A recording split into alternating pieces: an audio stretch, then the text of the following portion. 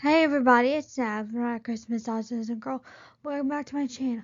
So in this video I'm going to be doing an Astrid deep dive from the Astrid Dragon franchise. So in the first Astrid Dragon movie, we're introduced to Astrid as Hiccup's crush. She's tough, she's respected, she's really cool, and she gets jealous when Hiccup starts doing well in the competition. When he takes her for a magical ride, her mind is changed. She stands by Hiccup when everyone else turns against him, and she wants to know why he didn't kill Toothless, saying he's the first one to ride a dragon. And in the end, she's very sad when she thinks he's dead, and then she kisses him. She's very excited that he's alive. So that is Astrid in the first show. And the Dragon's Riders of Berk. Now this is the first show. And she and Hiccup are kind of in a friendship state. When it's pointed out they could use their bodies to warm each other, they sit farther apart very awkwardly.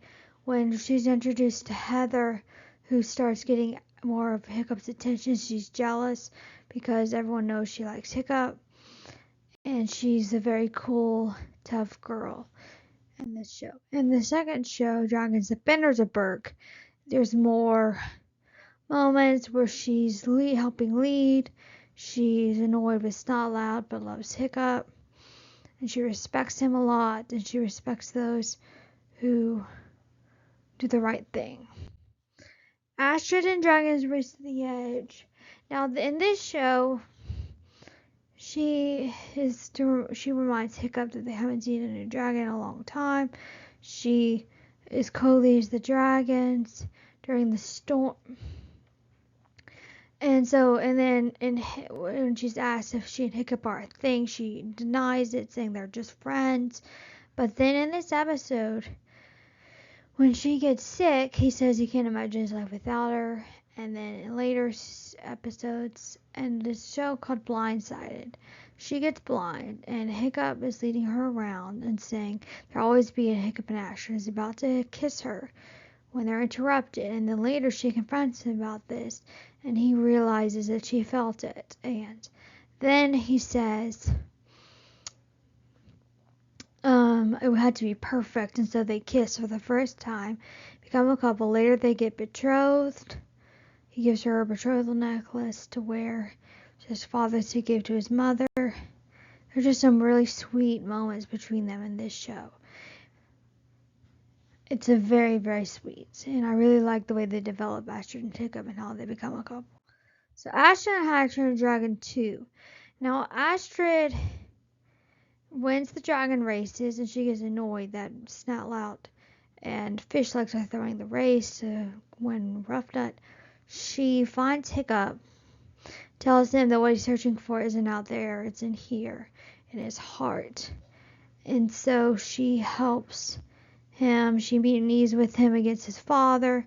She tries to get the bad guys to let them go by scaring them, which doesn't work. It ends up backfiring.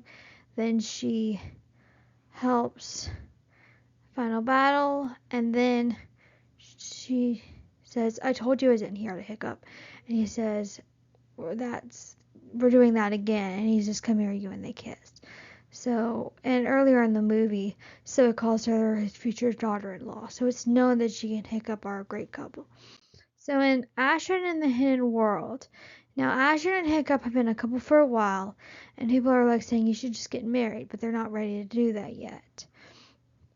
And then she stands by Hiccup, believes in him. She even says that he thinks he's nothing without Toothless, and reminds him that he was the craziest, most daring person she ever met. Toothless just made it easier. So they end up saving Toothless and the Light Fury. At the end, they let their dragons go, and they get married and have 2 kids. And they live a happy, wonderful life together. So what I think about Astrid is that she is a really strong girl who can be both feminine and tough, but also can be a love interest. She shows a perfect balance between being a love interest and being a strong female. So that wraps it up for this video. If you enjoyed it, Please comment, subscribe, tell us stuff. See you next time. Bye.